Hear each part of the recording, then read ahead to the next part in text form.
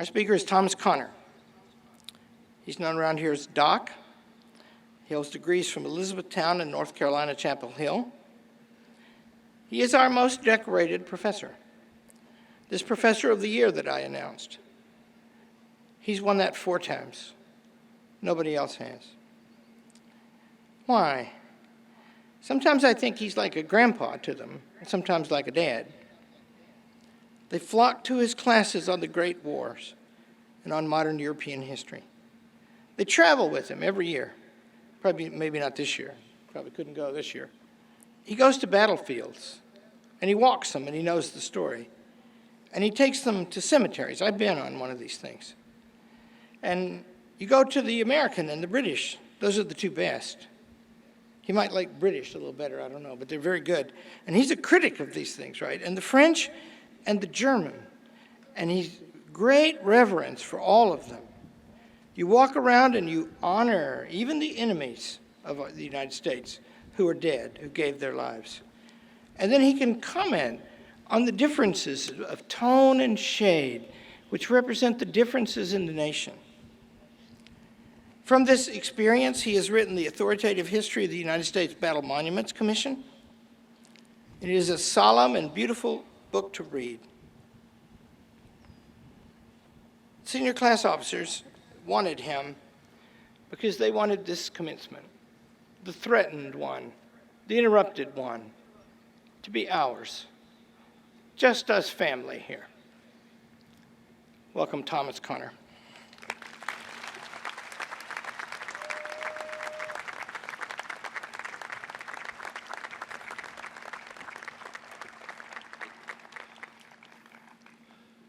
Thank you, Dr. Arnn.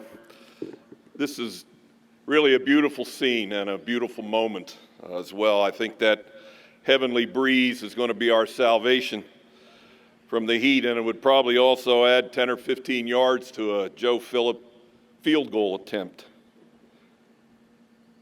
President Arnn, Chairman Sajak, Chairman Broadbeck, Class President Bookman, trustees, staff, and faculty colleagues, parents, friends, and guests of the college, and most especially, members of the graduating class of 2020 from both the undergraduate college and the Graduate School of Statesmanship. This is the thrill of a lifetime for me, and a thrill at my age can be a very dangerous thing.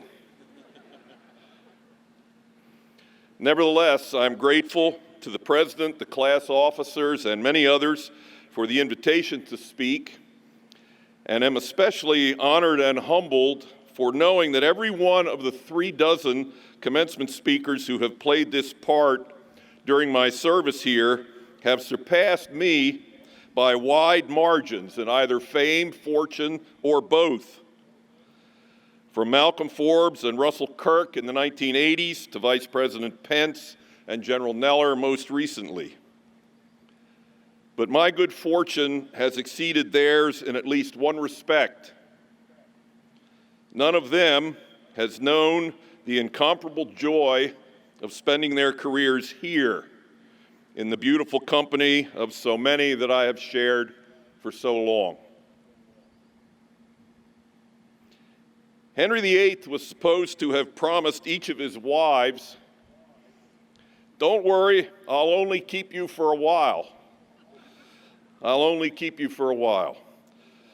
Because I make you the same promise, I don't want to say another word without doing 2 things. One is to extend my most heartfelt congratulations to each one of the graduates on your outstanding achievement. And because the mood in the wider society is so unhinged right now, I want to urge each of you in the strongest terms never to let anyone, whether to your face or in the media, cast aspersions on the accomplishment we celebrate today on the grounds that you have been unfairly privileged. There is nothing inherently illegitimate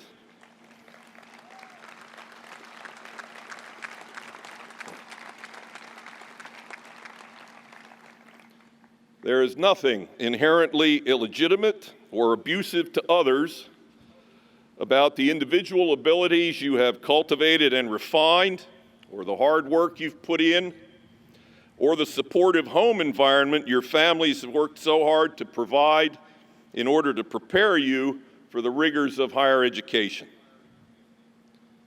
The second thing I want to do is to assure you that the only thing ending today, there's a lot beginning, but the only thing ending is your daily presence on campus. You will always remain part of and have an active claim upon the fellowship and the friendship of this college. It's important that you never forget that. We certainly find ourselves in the midst of a very tough stretch. For personal, family reasons and for far broader ones, I would love to turn the clock back to New Year's Day and give 2020 a second chance. Or for that matter, as many chances as it might take to produce something closer to what our fondest hopes imagined for the past 5 months when the year began. Yet amidst all the disruptions, disappointments, and dangers of the recent months, one reality looms large. Although we are in the midst of a pandemic, although domestic peace has broken down, especially in the streets of our great cities, although forces bent on rewriting or repudiating our history and tearing down our livelihoods and system of government are running rampant. Although the promising economy of February has become the depressed economy of March and April and beyond. Although some of you may have forfeited or had to defer job opportunities amidst the economic chaos. Although weddings had to be postponed or modified. Although Hillsdale College had to embrace universal online instruction for a distressingly long period of time. And although the class of 2020 has had to make up in a single weekend for what should have been closer to 2 full months of celebratory activities, and you've done an admirable job of that, I might add, the world has not really changed. I was drawn to this theme for tonight's address by recollections from the last great national shock that we all lived through, 9/11, 2001. Many commentators on that occasion claimed that the attacks in New York and Washington had, quote, changed the world. But I remember thinking, even at that time, that that wasn't true. The world had not changed when the Twin Towers and those 4 planes came crashing down. Rather, what had changed was our understanding of the world. We were forced, perhaps some for the first time, to realize that our country was not completely secure from murderous attacks from abroad, and that there was such a thing as evil in the world. We have been reminded of those facts continually in the current year.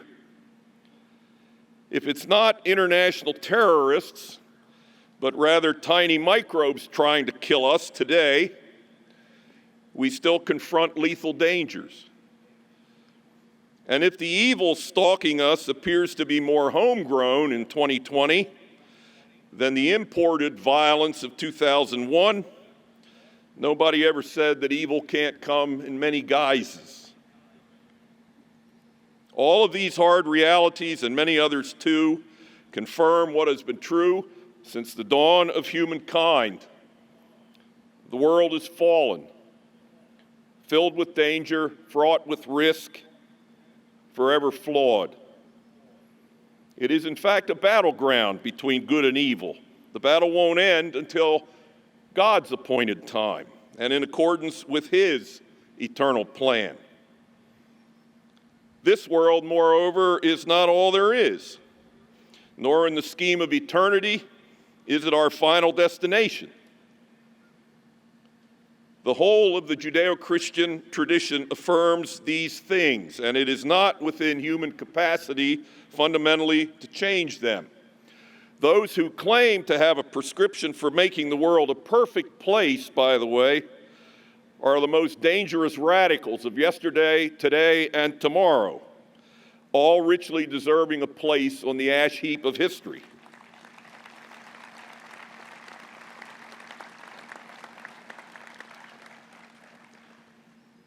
Well, if the cosmic story can sound grim and the worldly reality is beset with troubles, both are far from hopeless. There is plenty of goodness, truth, and beauty in the world. And we know as people of faith that God has willed all three to triumph in the end. During the time that we are given here, it is our highest calling to bear witness to these things and to fight for them with every breath. Martin Luther put it this way in his powerful hymn, "A Mighty Fortress is Our God." And though this world with devils filled should threaten to undo us, we shall not fear, for God has willed His truth to triumph through us. If it's important for the graduates not to succumb to unrealistic hopes as you begin the next chapters of your life, it is equally important for you to gird yourselves for what you can and must contribute to the right side of the battle that continues to define the nature of the world and our purpose in it. In this commencement season, it is well to remember that yours is certainly not the first class at Hillsdale College to graduate into an unusually turbulent and threatening world. Imagine what any of the graduating classes during the early 1860s must have thought as they observed the realities of the Civil War and weighed how they should steer their lives through that great national crisis. For the bulk of them, the most immediate question was how they could be useful in the fight to abolish slavery. Imagine what the graduating classes of 1917 and 1918 and 1941 through 1945 must have thought as they braced themselves for whatever part they would play in the two great world wars, where human freedom and right and decency also hung in the balance. Imagine what the graduates of a succession of classes during the 1930s must have thought as the worst economic downturn in the nation's history challenged and restricted their options. It is common knowledge around here how Hillsdale graduates during the most famous of our national crises rose to the challenges of their times. And it's no accident that they did. You must be no different. Our hope and confidence are that you will be no different. 6 of you have already chosen and qualified for service as officers in the United States Marine Corps.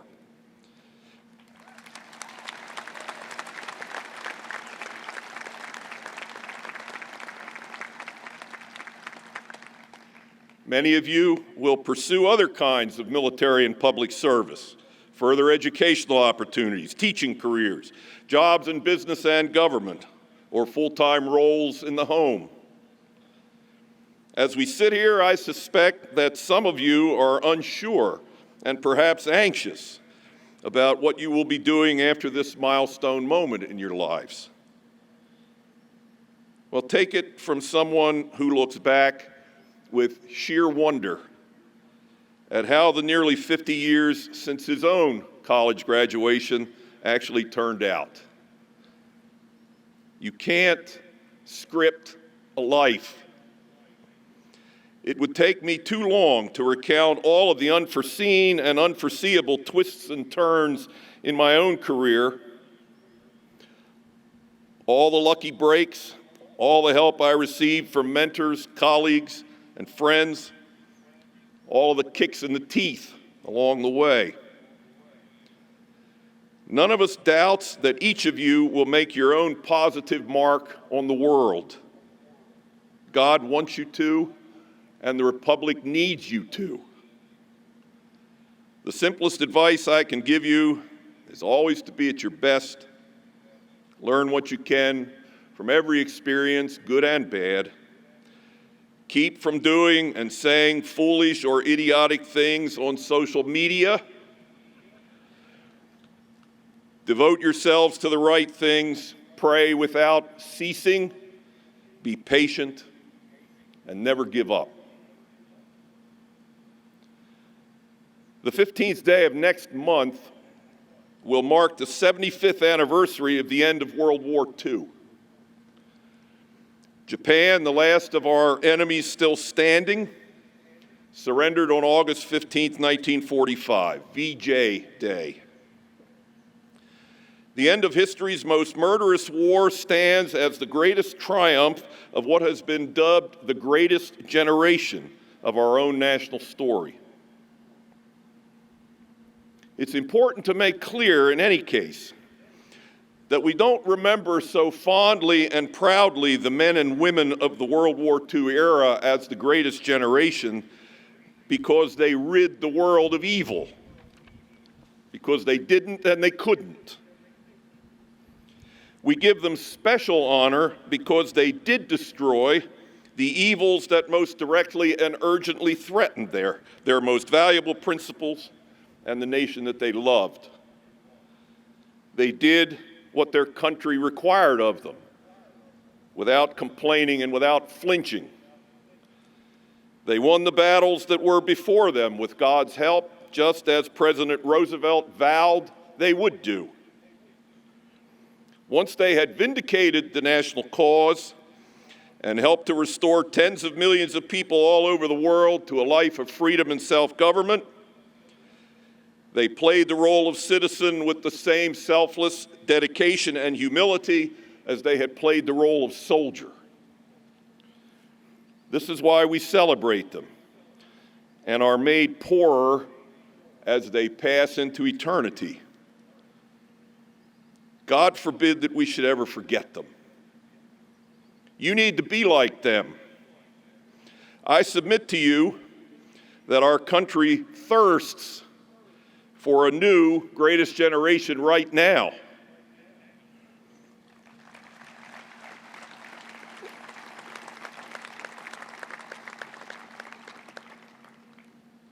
History has shown before the threats we face from abroad and from within, and from a virus that knows no borders. Today's equivalent of the Manhattan Project may be Operation Warp Speed, the race to come up with a vaccine for the pandemic. Familiar suspects continue to threaten us from abroad, as they always have and always will. The 21st century vandals and Huns imperiling us from within actually speak English. In many cases, college-educated English, sometimes Ivy League English. But the stakes could hardly be higher if they screamed at us in a foreign tongue. The measure of greatness of any generation of our countrymen has always been how well they stood up to the threats against their freedom and the security of their way of life. What's distinctive about today's dangers, the ones you will have to take the lead in overcoming, is how insidious they are. Recent polls and recent actions are extremely troubling. Within your generation, a recent poll claimed, 18 to 35-year-olds that is, only a minority, 35 to 40%, assigned importance to such vital elements as religion or patriotism. Within the 55 and older age group, 2/3 claimed that religion was important and 80% claimed that patriotism was important. In the midst of the urban disturbances since the end of May, Mostly youthful crowds have burned and desecrated churches and the flag, defaced some of our most revered national monuments, and chanted that America has never been great. Mount Rushmore, the national anthem, and the very idea of Independence Day have been disparaged in the media. A Democratic Congresswoman insists that the entire economic and political system of the United States needs to be torn down in order to allow for true fairness and equality.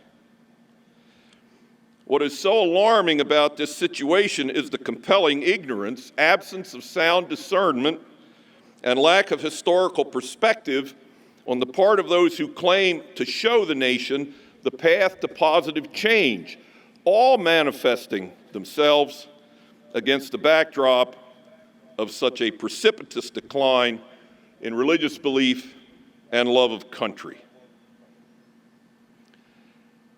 As the rising generation of active citizens and leaders, your ability to resist this onslaught of darkness and to preserve the republic that is our common heritage is going to be tested.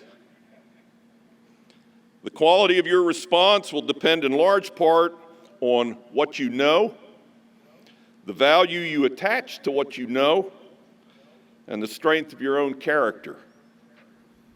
Permit me, as one who is quite aware of what you know, to highlight some of the most important elements of this storehouse of truth that must guide and sustain you through what will surely be critically challenging times ahead. You know that every human life, whatever the race or ethnicity, age or gender, born or unborn, is precious and deserves to be defended.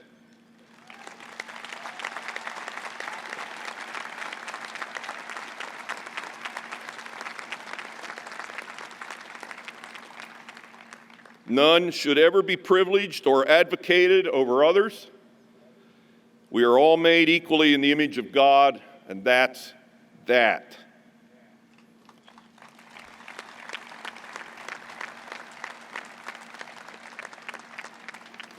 If all lives matter, you know that livelihoods matter as well.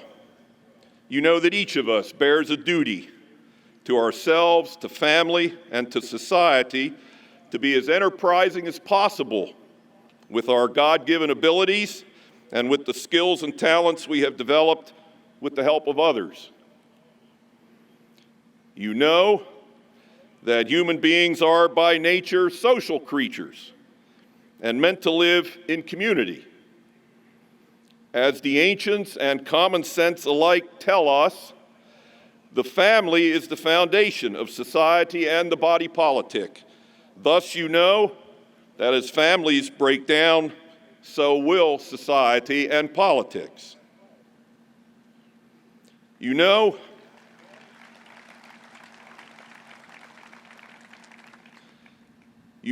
that order is the first need of all. These are Russell Kirk's words. Authority, whether public or parental, that cannot or will not keep order within our various levels of community is not worthy of the name. You also know that the foundation of politics in a republic is self-government, and that self-government begins with self, and that when individuals habitually yield to irrational, disorderly, or destructive impulses, community is impossible. You know that just as it is in the nature of human beings to sin, nations will do likewise. But you also know that the history of our country has been an ongoing quest in keeping with our founding ideals to correct and atone for our national sins and make the imperfections of our union something closer to perfect. On this day, when a genuine hero of the civil rights movement, John Lewis of Georgia, has died, it behooves us all to rededicate ourselves to the continuing effort to achieve true racial harmony.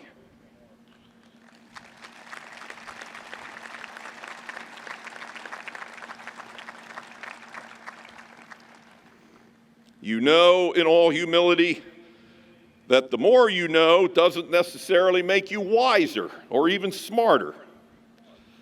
Certainly, the endless flood of data careening down the information highway seems more to have multiplied stupidity than reduced it.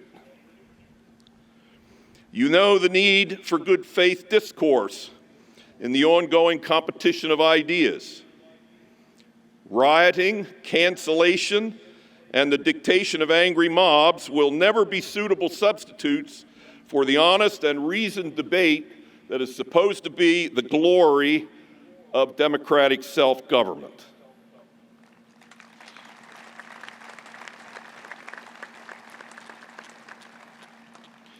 You know further that more and more distanced and remote ways of communicating with one another and transacting our affairs is not a prescription for a healthier, stronger society.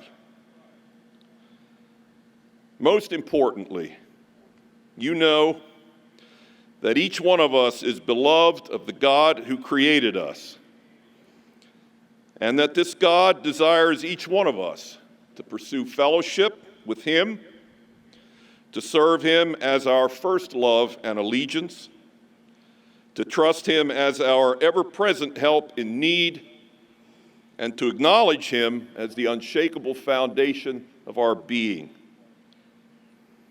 As we contemplate the parts we each will play in trying to set right as much as we can in this world, more words from Luther's already cited hymn remind us that we can accomplish no truly good thing without God's help. And these words also offer sure hope for how the great drama we are all living will end. Here's the verse. Did we in our own strength confide, our striving would be losing. Were not the right man on our side, the man of God's own choosing. Dost ask who that may be? Christ Jesus, it is He. Lord Sabaoth, His name. From age to age the same. And He must win the battle. If any of this preceding litany has seemed self-evident or so commonly understood, especially within this circle, as not to merit restating, permit me to share with you a thought recently expressed in a source, sadly, that I cannot recall, but which went something like this. In times of trial, it is the responsibility of every educated person to belabor the obvious. This reminds us of the advice coaches typically give to their teams when the teams are struggling or when they're coming up on a particularly big game. We've got to concentrate on the fundamentals. We've got to get the fundamentals right.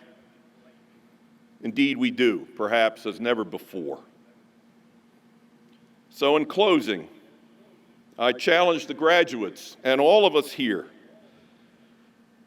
to bring as much as we possibly can of humanity, society, decency, and dutifulness to past, present, and future into our households, our places of work, and all levels of our communities.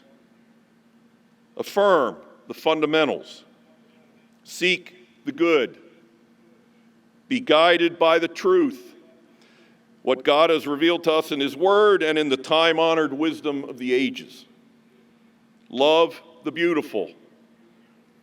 These have been the foundational elements of your education here. Much of the world is at odds with them. Your strength will rejoice in the challenge of defending and promoting them. May God bless us, every one, to the tasks He's given us to do. May He always guide, protect, and prosper the United States and this honorable college. Thank you.